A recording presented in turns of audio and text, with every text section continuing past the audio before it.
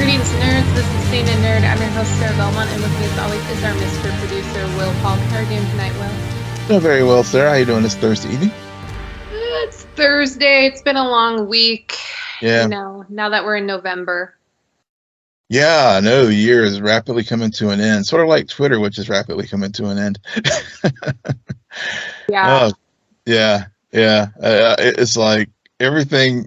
I've been like posting on our page just because I know people are starting to leave the site. Like, make sure you subscribe to us or follow us wherever you get your podcasts, because our Twitter page may be gone in a week.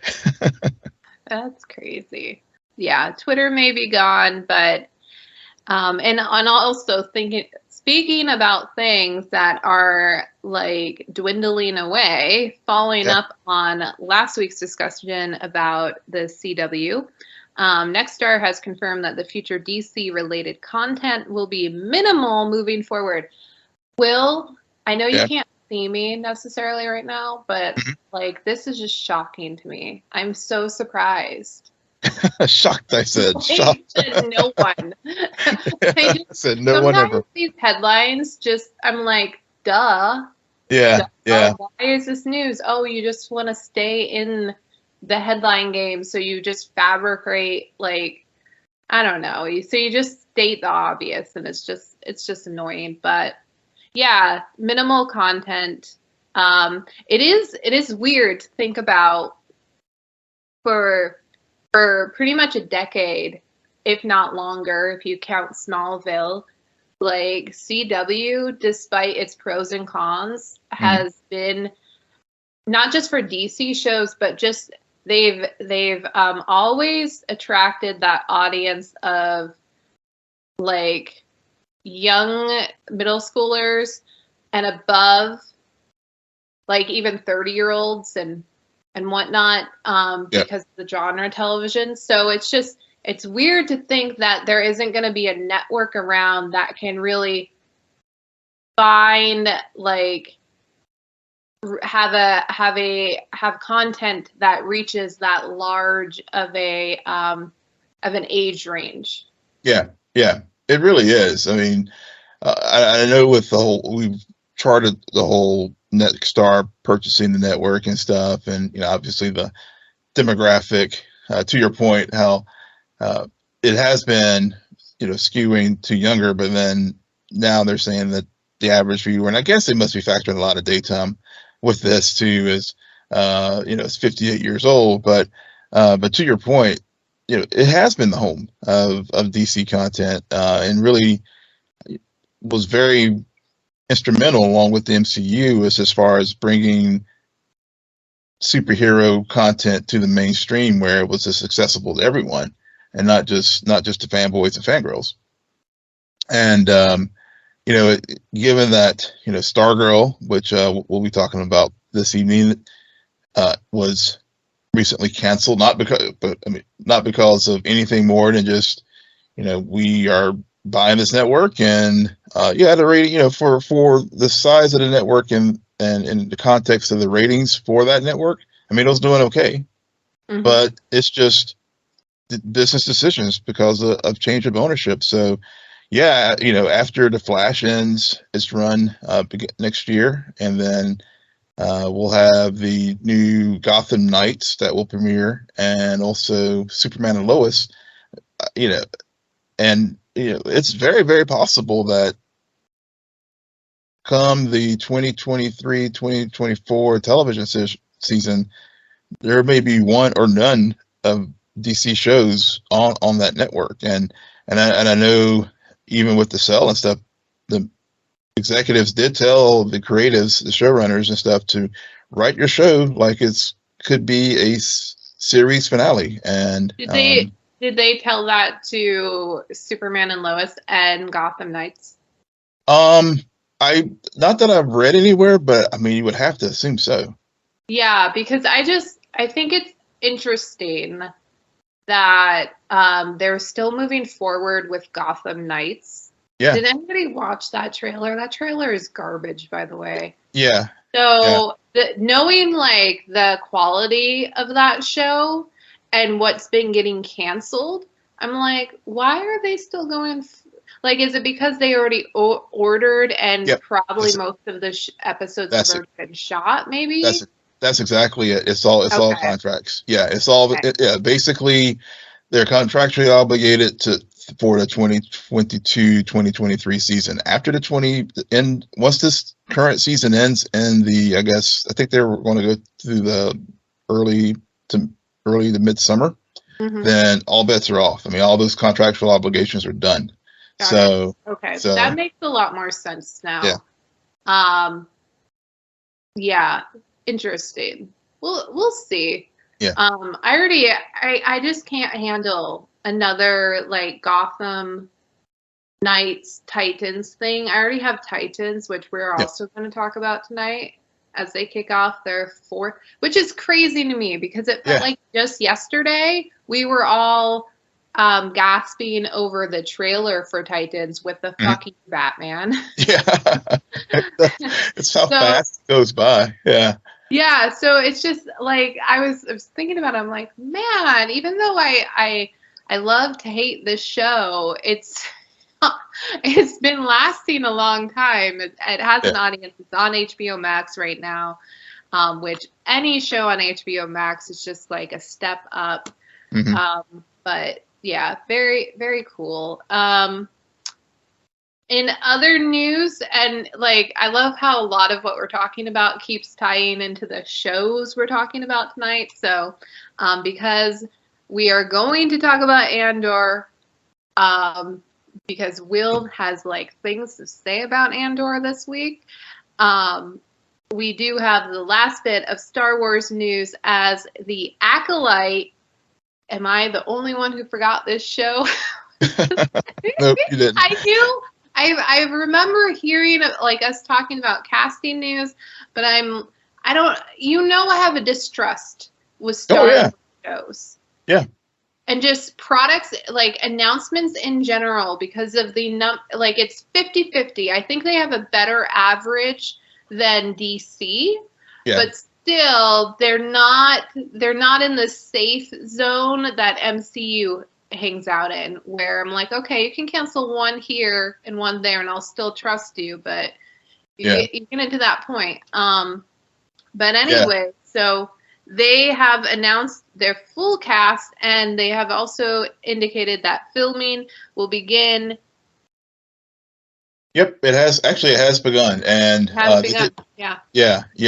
they did it officially from the official Star Wars page from Disney itself. They did announce the entire cast. Some of the names were ones that had already been leaked through the trades and other things. But one name that did not come out, and maybe it was either because the deal was just finalized, or they just really kept it under wraps, was Carrie-Anne Moss, was from The Matrix. Yep. Is cast in the show.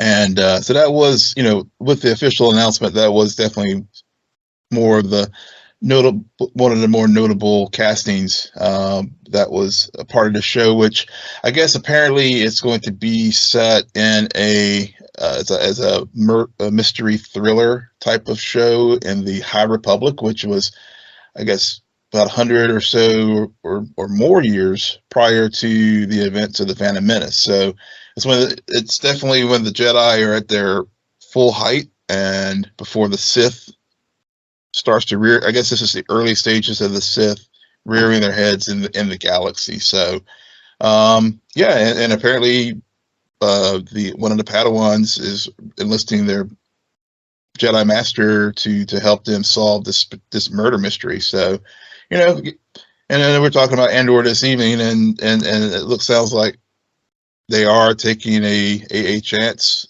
on going into different directional content, at least with Jedi this time, unlike Andor, which really had, given where it's set in the Star Wars timeline. Obviously there are no open Jedi at this point because of the Empire's rule.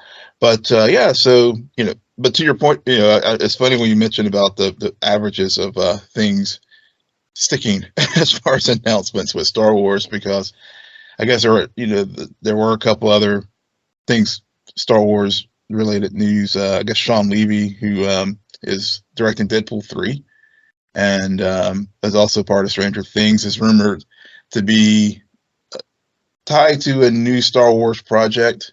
Of course, there are a bunch of Star Wars projects that are out there that, like you said, get announced, but then they don't materialize. But he seems to have confirmed that he is, at least talked to the studio about being in the universe. And then another thing that is definitely confirmed not to go forward, J.D. Dillard, who had announced something, I guess, 2 or 3 years ago,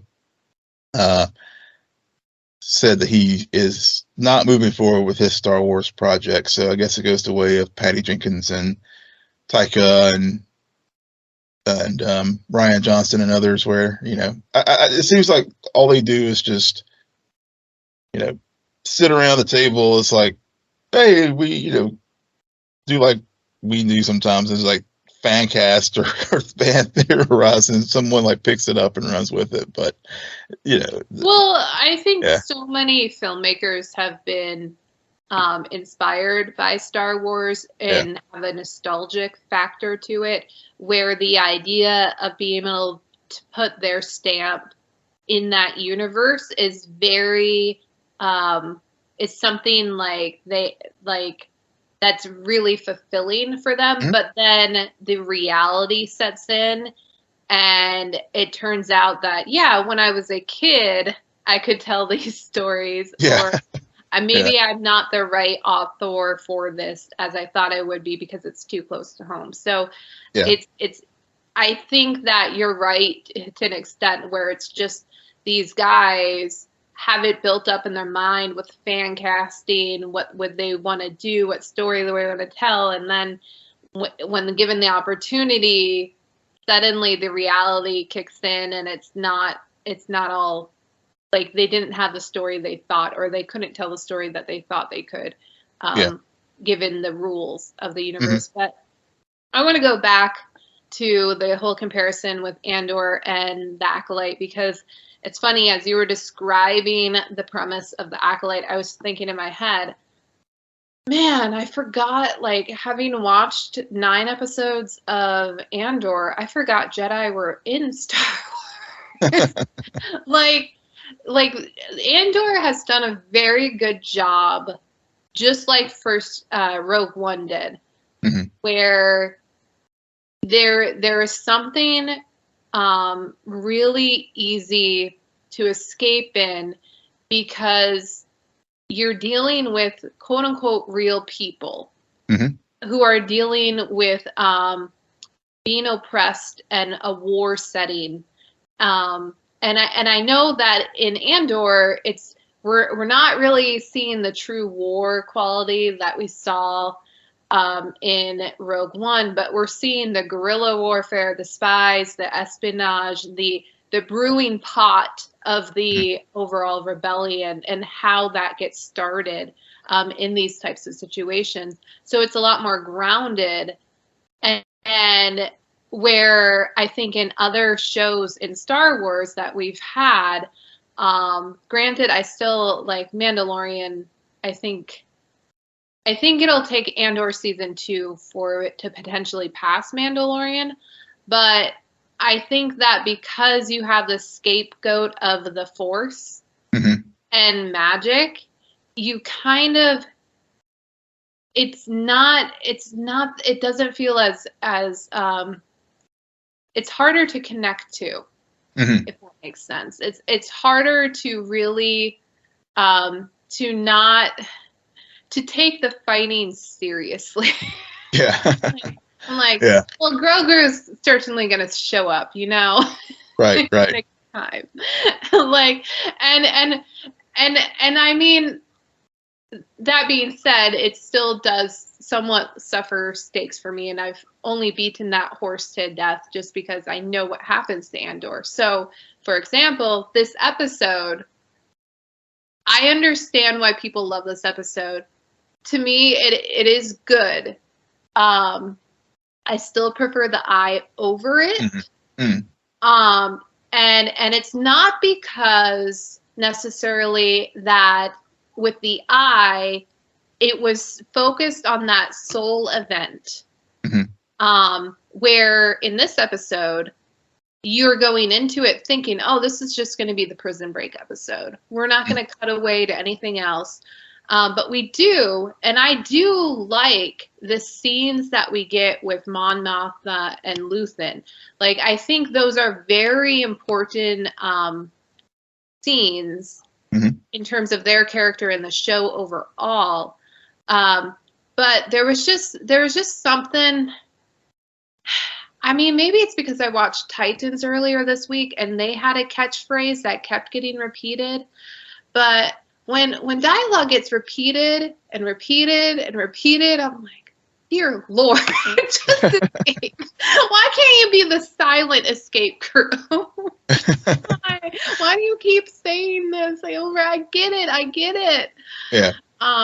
But yeah, those are like and I was thinking the entire time, I'm like, wait a second, even if they get out, they're literally like in the middle of an ocean planet.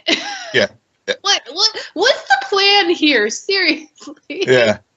I did think that too, actually. I was like, no, because all the ships, once they drop the prisoners off, they go off to go get more slave labor, basically prison labor, to continue to build the components for the Death Star. Mm-hmm. So yeah, I was thinking too, like, okay, they get out, they do escape, but where do they go when this happens? And then I had this moment too when they had an aerial shot of the facility, and then they cut to the back into the control room, and I don't know why, and it was, I don't know why I didn't think about it until that moment, but there was definitely like, this facility was definitely like an allegory for like an Alcatraz. Right. Absolutely. And it really, and I thought about that movie Escape from Alcatraz and thinking about like the whole prison skate and the whole, where, you know, Andor in the previous episode and in this episode, you know, really keeping an eye on the guards and, you know, and his instincts for, you know, his con man and deal making, you know, trying to survive on the rim instincts were coming into play, especially whenever they were hearing, or, you know, got word as far as what was going on in the other levels and stuff. So, you know, so those kind of elements really came to me. And you're right. This episode and the Eye are it's really hard for me to, you know, I know we were you know, I was joking earlier this week. I like sent you a text last night, and because my spur of the moment, like fresh off of watching it, I was like, I was moved. I mean, from, even though I knew what was going to happen, right? But I was just like, I gotta like talk to you about this like right now, because I think this episode just comes slightly ahead for me, just by a little bit, in that there's three through lines for three characters. Mm-hmm. Luthen, Andor, and Roy Coney, and it's that realization that I'm not going to see, you know, I'm gonna get out of this situation, but the through line of all three of these men and three of these characters realizing that, yeah, we're gonna, you know, this rebellion is going to happen, but I probably will not live to see the fruits of the sacrifices that I'm making right now. And we see that in this episode with Luthen and Coney, and then, you know, we see it later down the road with Rogue One, and, you know, and tying all those three stories together, which is what was really the big thing that really, I think, made this episode stand out for me. In addition to the other, you know, obviously Mon Mothma, and then also the exposure of the double agent as well. But that was what really was, I think, my big thing that jumped out for me, and why this episode for me just really, I'm like, if I already said before that I think that this series, I know we still have two more episodes of season 1 and a whole second season to go, but I mean, it's up there. If I had to do the prisoner of the moment rankings, I mean, it's up there with me as far as like my top live action Star Wars stuff. Yeah. So let's go back though, because it's Lonnie who's the spy, right? Yeah. He's one of the ISB. Lonnie's the one colleagues. you thought was going to take out Deirdre. Yeah, well, he was, he's just been kind of silently like hanging back in the background. I mean, Yeah. No, I just, when it happened, it was funny because I was watching it and I'm like thinking to myself, I'm like, wait, are we gonna see Luthen get? Huh? Wow, that's quick. Yeah. And then as the scene progressed, I'm like, oh no, he's a double agent. I got it. Mm-hmm. Then there was a weird sense I was getting. I'm like, is Lonnie, are you his son in real life? I don't know. I was getting this vibe with the way he was talking. It was a really interesting scene, mainly because of that realization that Lonnie, who has been in the background for so long, and we're so used to, at this point, ISB agents were like, oh, they're all evil or they're all bad. So there's no way. And then it's like, well, no, duh. There's a rebel agent in there. Of course, there has to be. But Lonnie also wants to give it up. And I liked this. I think that Luthen's speech went on, I don't know, maybe 2 minutes too long. Because I felt like he kept restating the same point, in my opinion. Mm-hmm. And I understand why, because Lonnie was about to like go away, or was having doubts, or didn't like the sacrifices. It's a very similar moment to early on. Mom Mothma and Luthen kind of have a similar exchange about sacrifices and how to really start the rebellion. But I do think it's an important scene for Luthen to have because of who he is in this universe right now. But definitely. I mean, I agree with you that, as far as the two speeches, Kino's and Luthen's, I think they were both important bookmarks to each other, and really, like as you said, I mean, it gives deeper context to like why Luthen is so determined to make this rebellion work, and really, when I think back to like, well, it is Val, for example, expendable? Is Cassian, expendable? And at the end of the day, I mean, everyone is. Even Luthen himself, he's like, look, whatever it takes, we are going. This thing has got to work, and there's going to be blood on our hands, which I think is very important, because I think the later episodes of Star Wars, it was the way the rebellion is presented, and it's very like clean hands. I mean, as far as Luke, Leia, by that point in the struggle and the way the stories were presented, it's easy to root for those guys, because easier to root for them because the muck and the nasty things that guerrillas have to do is not there, or it's more romanticized, I guess. Whereas here with Luthen, it's like we are, really getting into the muck and the grime and the nasty things that we're going to have to do in order to overthrow this empire, and innocents may get hurt.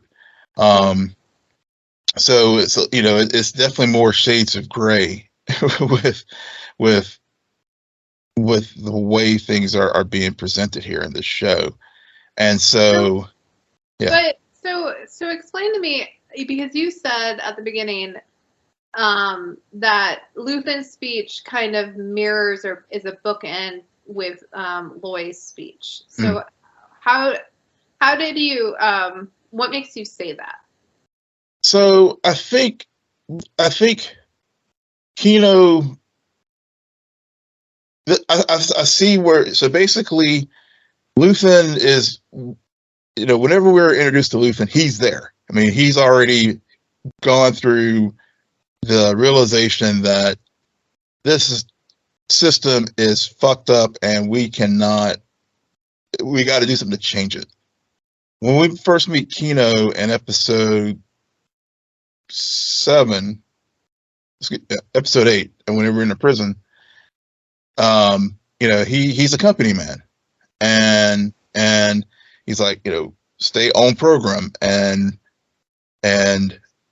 we have, he's all about, we got to make our quota for today. We got to beat the other floors, because if we don't beat the other floors, there are consequences.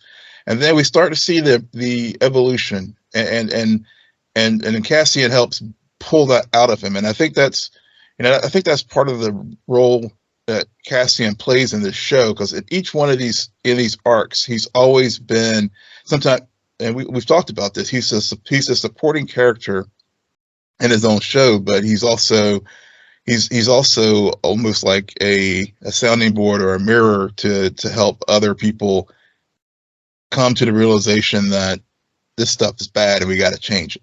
And so we see that with Kino and Cassian in the evolution of Kino realizing, and especially when Olaf at the end of last week's episode passes and realizes that the rumors about what's going on, and then also realizing that there's no escape.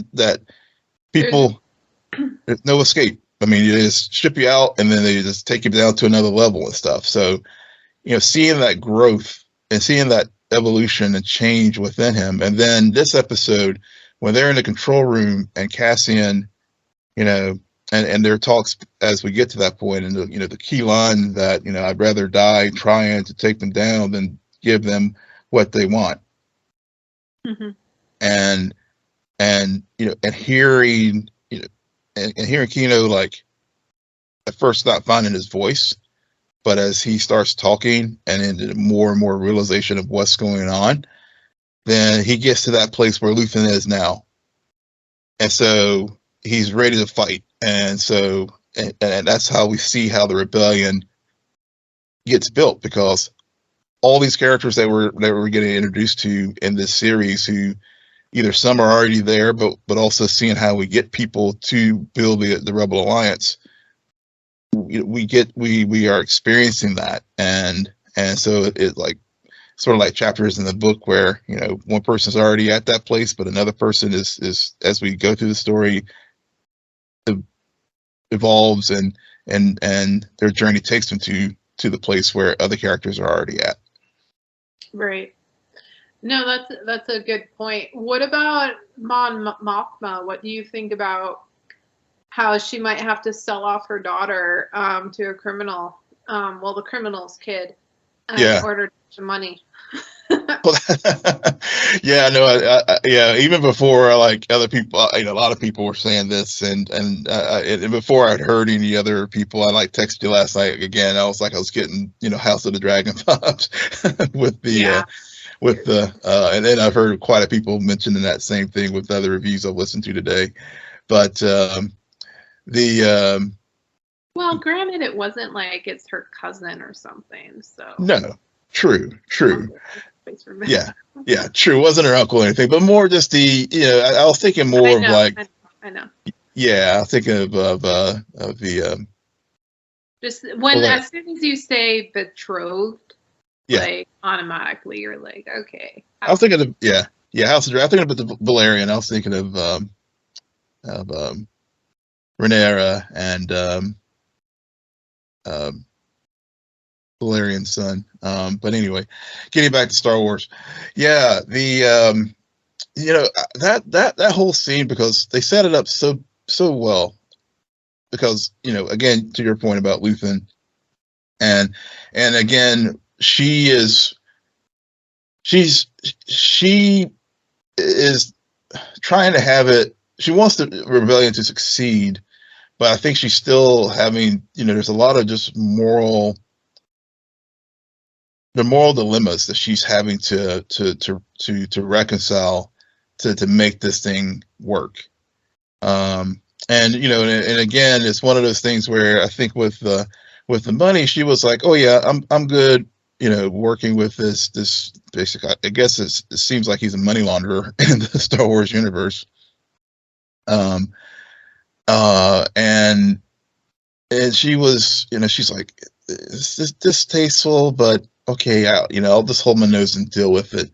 But then when they had their little chat, and he was like, I don't want to take a fee. I just want you and my 14-year-old son and your daughter to meet. And the look on her face whenever, I mean, to your, how you were saying sometimes lines get repeated too much, but this was again an amazing display of just facial acting, because the look on her face whenever Davo says that to her was just like, oh,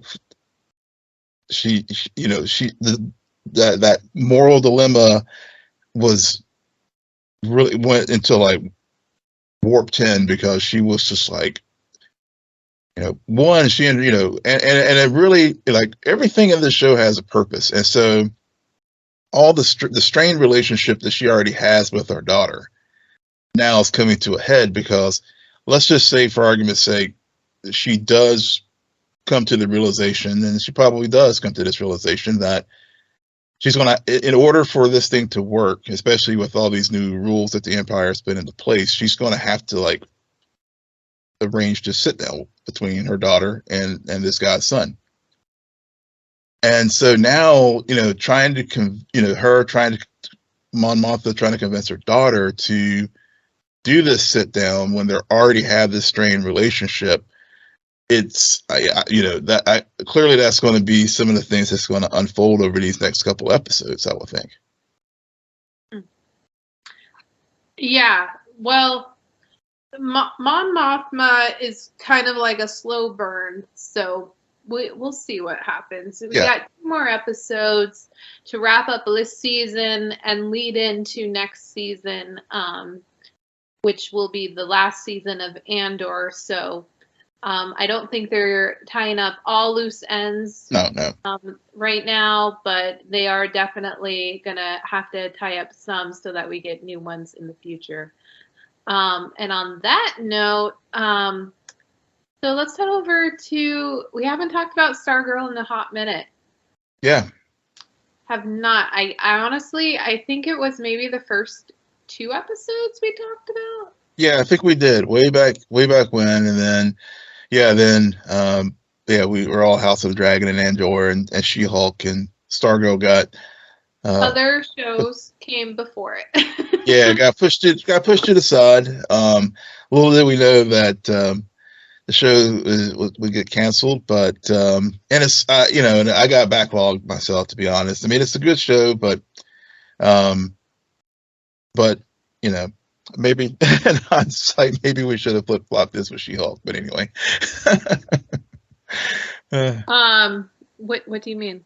Because you don't like She-Hulk? I realized I like Stargirl better than She-Hulk. But anyway. Wow, that is a hot take. Yeah. No, I said it. No, you got to give me at least one show right now. Yeah. I said it. Wow, that's crazy. Yeah. Duly noted. Will likes Stargirl more than She-Hulk. Yeah. So then why do you like it more than She-Hulk? Yeah. Let's do that. I think because really, I think what I liked about it, and and coming back to it, especially catching up, is I always felt misplaced on the CW, to be honest. It started out on the DC universe, and felt that first season in particular was super strong with these characters. And I think overall, I think that it has a consistent tone and a consistent tone with the characters, with the way they present the stories. There's a definite beginning, middle, end as far as whatever mystery they're trying to solve that year in the season. And I mean, and overall, all the characters, they're just, they have a nice earnestness about them that I just like rooting for them. And I mean, it's really just a style thing over. I just over. It's just more, I guess, personal preference. I mean, I just feel like I connect with the show more so than I ever did with She-Hulk. Even though I did like She-Hulk, don't get me wrong, but I think I like this show better. Yeah, I mean, this show has a better ensemble to an extent. You have more characters, even though they give 75% of the time to Courtney. To the point where I forgot Artemis was even around. Yeah, that did. Like, episode. Her parents got more screen time this season than she did, and then she comes out of nowhere to save Beth, and I'm like, well, what the heck is happening? I'm glad you brought up the Crux, because that is, especially, I know you haven't watched this week's episode, and spoiler alert for folks who haven't, but the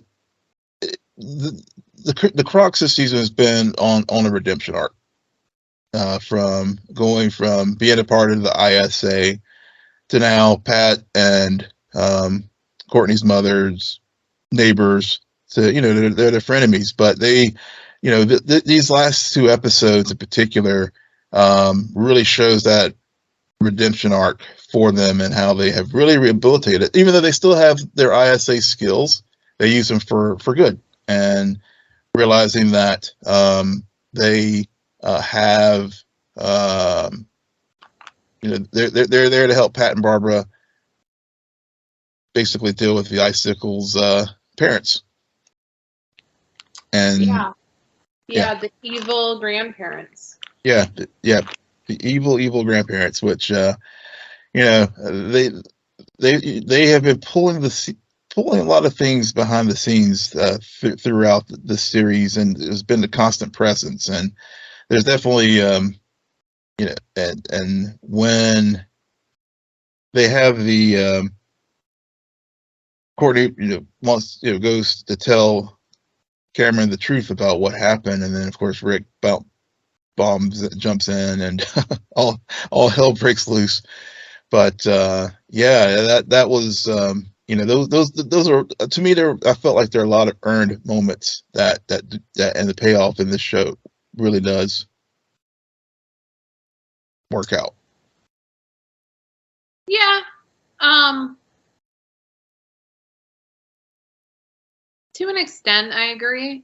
I get what you're saying, that I think that just when I compare this show with other DCCW shows, this show has been on for 3 seasons now, and regardless what I think about it, the quality, I still think that it has more consistent story arcs, and it feels more like the writers have planned out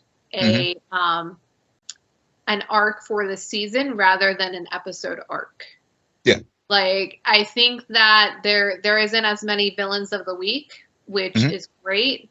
I think that the first season we got a lot of toys, and the writers have used those to the point where now we're seeing the quote unquote bad guys become good guys, and it makes sense why. I mean, the Crocs, last season they were put in jail. They lost their daughter, and so it has nothing to do with like Blue Valley or wanting to even be good. It's just like, I didn't realize what I was doing would remove me from her. Mhm. Which is a very parent thing. So I think that they've done a good job there.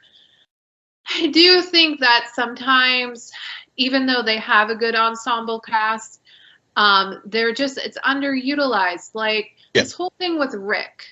Yeah. Like very early on in the season, he was getting in Cameron's face, and I'm just like, why are they not explaining this more? Like, Rick knows that Cameron's dad is really responsible for the death of not one, but both his parents. Mhm. Yeah. like, Yeah. like, there's other things going on that I think could have been explored so much with that character. And then on top of that, you have Yolanda, who, like, they've had a great first season arc, started to in the second season, but then kind of lost their way, I think, with her and just Mhm. what they want to do with her, to the point where now, like, we knew she was always on thin ice with her parents, but now she's kicked out of the house. Like, it's like, what is going on here?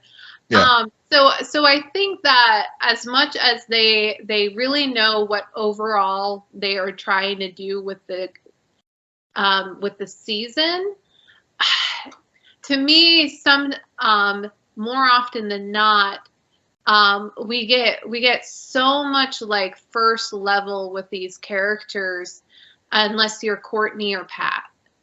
Yeah. Yeah. And honestly, I tend to like the supporting characters more, which, like, when we were talking about Andor, like, I forget sometimes he's a part of the show. Mhm. I just, like, I think why the show is working is because there's a strong ensemble. There's these supporting characters who, like, Andy Serkis knocked it out of the park this episode. Right. This week's episode, and his performance and his character, and what you were explaining about that trajectory since the day that we first met him in the season, like, you saw a full arc, where I think we're seeing a full arc with Courtney and the League as a whole, but Mhm. not full individual arcs that, like, really show that really dive deep. So Yeah. I'm almost like, why can't these characters be on Titans? Because Titans would maybe go there. I don't know. Yeah, we'll talk about. Yeah, I got some things to say about Titans, but yeah, I hear you. I mean, I think. Well, I know with, like, for example, Rick this season. I think with the supporting characters, I find at times they have growth, but then every now and then they do relapse back into things we thought that they had overcome in prior seasons. Like you said with Yolanda. There was that piece. I think with Beth, with me, that seems to be the case. With me, just watching these episodes with Beth, in particular, how she's dealing with Rick, and Rick's, turning on the hourglass. Really realized that the hourglass, only the reason why it was for an hour is because if you keep it on 24/7, it makes you a angry bastard. And we see the ramifications of Rick, cracking that code, because if he had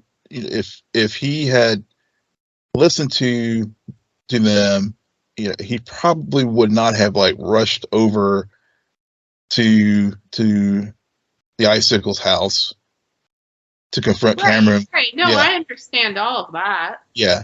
So I think but I think you're to your point. That yes, there with the supporting characters, it seems that there's like two steps forward, one step back sometimes with them on this show. Mm-hmm. Right. Anything else you want to talk about Stargirl? Yeah, the twist at the end. I know you haven't seen this week's episode, so I don't want to spoil it for you. But there is a twist. Sarah. Huh? What? I said, oh, we do. That's the other thing I do like about this show. They managed to pull off a almost first season of the Flash level story twist. So It was Pat. Huh? It was Pat. Did Pat kill the gambler? I will not say. Oh, wow. It really was Pat. I mean, my money folks was who on Starman. folks who yeah folks who folks who watched it, they know what I'm talking about, and I would love to hear their thoughts. Y'all can message me off onto my Twitter, as long as Twitter is operating, to let me know if you agree or disagree. All right. We're going to move on to Titans because I don't know what he's talking about, and it always bothers me when I don't know things, so I'm just going to move on and talk about Titans, which I had it stuck in my head that they were going to drop 3 episodes, so I was surprised the other night when I went to go watch the 3rd one. I'm like, oh, no, we just got Lex Luthor and Mother Mayhem. Cool. Yeah. Okay, so here's my tangent about Titans. I have loved Connor since day one. I found him to be very interesting. I've like his whole mother arc in season 2.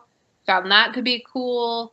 I liked how he was a part of the team last season, and now we're in Metropolis, and this is Connor centric. And oh my God, the 2nd episode, I was so pissed off, Will. Because the number of times where they say the line, "You are not him," you are not him, and then all he says is, "I'm part like Lex Luthor." Like, I'm like, I get it. God, why do you state the most obvious things over and over and over again instead of exploring it in a very nuanced way? I mean, the kid just met the man who created him, his half-father, only to have him die before him and then be accused of his murder. You can't think of anything else to do that's interesting, or to say that's interesting. And I have also been on board with Corey for a few seasons now, especially Corey and Dick's whole flirtation. But okay, so you're telling me that like 4 years ago when we met Corey, she had amnesia and didn't know anything. But now in this season, like, she knows everything, and especially everything bad about Lex Luthor, because she's clearly human and has been living in Metropolis this whole entire time. Like, there was just something very off to me about how she like, I don't know when she sat down and got like all this information about Lex Luthor and what was happening in Metropolis and Superman, but it was weird to me how much it felt like she was playing Dick's role, where Dick knew all this information, which makes complete sense. But it felt very odd to get it coming from her, even though I know she's kind of like, because she's an alien too, she's Connor's like foster mom or adoptive mom. Like, I get that, but it's just weird. I don't know. Well, then let's see, because now because I know like Gar and they all went to the Daily Planet archive.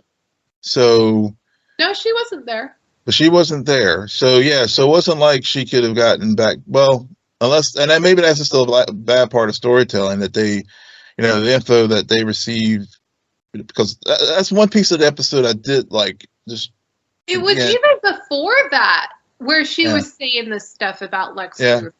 True. Like, it was, and that I have an issue with these episodes when I have yet to even bring up my least favorite character. Oh yeah, I was wondering where you could read it. She hasn't done anything yet to like really annoy me, but I know she's there. So, but like, and I do, even though I do prefer the first episode over the second episode. Yeah, I agree. I agree. I do like that both of these were dropped though, because they did feel like good bookends to kick off the season. But Titans always has this tendency. They're like, okay, we're going to do a pretty decent job with the setup. Never sticks to finish. Never. Yeah. Yeah. I'm hoping that given that they are taking a break mid-season, they will not have the mid-season slump, because that it is very frustrating with this show. And I think that's, it's Titans is, for me, is one of those shows that I don't, it's not like appointment TV watching, but it's not like I don't like it either. It's just kind of there. And Right. and to your point, it is very like at the surface storytelling. They don't really, there's no nuance in this show, unlike, which, like, its counterpart that came out around the same time, Doom Patrol. I mean, there's like boatloads of nuance and storytelling there, but with Titans, yeah. No, I was just gonna. So I love Doom Patrol. Doom Patrol always will be my favorite out of like Doom Patrol and Titans. But you do have to, like, don't forget the most recent season of Doom Patrol. I remember being kind of mixed on. Yeah. Doom Patrol season 1, like when we say Doom Patrol, I feel like we always gravitate to that season. Yeah. And I'm not saying that it's fallen off the track to the extent that Titans will do halfway through the season. Yeah. But I still think that both shows kind of get in their own way, where we're 3 seasons in now with these characters. We know them. I do feel like they're a family, a dysfunctional family, or like a weird family. But there is something about like Corey and Dick and the kids, that is really cool, and I like how we just spent all last season exploring Batman lore. Now we're gonna explore maybe Superman lore. I don't know. I doubt it. That's another thing. Maybe after that first episode, I'm like, that went out the window real fast. Yeah, that's another thing. But to my point, I feel like both shows, if you remove Doom Patrol like season 1 and season 2, like they have these characters and they keep reusing the same beats with them. Yeah. And we're waiting for them to really open it up, because they have so much freaking potential with Connor. I like what they're doing with Gar. I'm still kind of confused where they're going with it, but I like they're not. It's going to be a slow build. Yeah. I don't know where they're going with Dick this season. But I think it's a good idea to kind of bench him in a way, because like we got all that Batman crap last season. Okay? Oh gosh, yeah. We're good on it. Yeah. And then Corey, like, just treat her like an alien sometimes, guys. Treat her like a foreigner on the planet, because she is. And I don't know, there's just this weird thing going on, like Lex Luthor was looking, which I get. I think I understand why he was looking into her. It makes sense. Yeah. But still, she shouldn't know everything that has happened over like the billion years of the Earth, because she hasn't been on the planet that long. Okay. Yeah. Yeah, that's true. I think I feel like with this, and I know I mentioned this to you before. I thought season 3 started stronger than this season. I mean, and I say that because I think the whole arc with Hank and Jason Todd was just and especially when Hank met his demise. I mean, I felt that was the deep, Hank's arc was where I felt that was where we did get that depth of a character that I'm invested in. Whereas, and you're right, Connor. I feel that I'm feeling that way about Connor now too. But I don't know if it's budgetary things or what, because he is, he's essentially, Superboy, and they put him to the side because to show all his power. Same with Gar. I mean, they'll eat up the effects budget if Beast Boy goes full on ape or whatever. Which I think they seem to tease that now, but I think it was the convenient blackout to save on the effects budget. So I feel like that is such an excuse. If you're gonna bring out the toys, then you need to make sure you have the budget to fully support the toys. Yeah, and I think that's just it. I mean, I don't know if they. Yeah, I mean, I think that's why sometimes I feel like these characters are these characters in name only and not fully realized to their fullest potential. Right. And you know what? I screw the special effects. The characters at the end of the day are interesting not because of their powers, not because of explosion, fight, that. No, they are interesting when you explore the complex that's going in them. I mean, Connor is a experiment and has no idea why he was created, and he was created part good, part bad, and there's a lot of mixed emotions. I mean, he's half alien, half human. Like what is he? He's an entity all of his own. And so I thought when they introduced him with the whole mom thing that was going on, that was really interesting. Yeah. And even this season with Lex. Even if it is true that, we don't have the budget to really explore, it's like, you don't need the budget to explore that. That's just character development. Yeah. And I feel like they really missed an opportunity at least to flesh that aspect of his background out with Lex this season. Right, which I think it might be a bit early to say that, because they killed off Lex. Sorry, spoiler alert. But if you're listening to this, then I'm sure you don't really care if you haven't watched it. But I think they killed him off for not only the whole and now Connor's going to be accused of murder, which only lasts an episode. I think that was cut off a bit prematurely. But I hope that there was a real reason why they did that, so that they could they could explore it in a more non-traditional route. Yeah.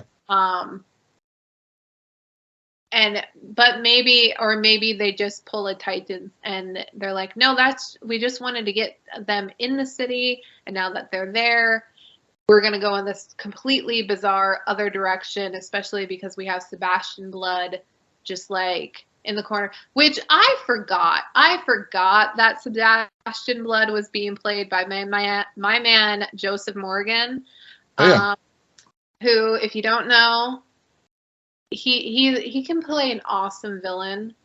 Vampire Diaries, y'all. Klaus Michelson. But I don't know if I'm going to be on board with this character. Yeah, and I think he's like the 1B. I mean, clearly, I think episode 2 makes it very clear that Mother Mayhem is the lead villain, and actually the beginning of episode 2, because Lex dabbling in the occult to try to cheat death, to escape death. This is all about Mother Mayhem, which I guess is kind of ironic, because you go in the show thinking son is going to meet fathers, but no, this is a whole maternal season, not a paternal season.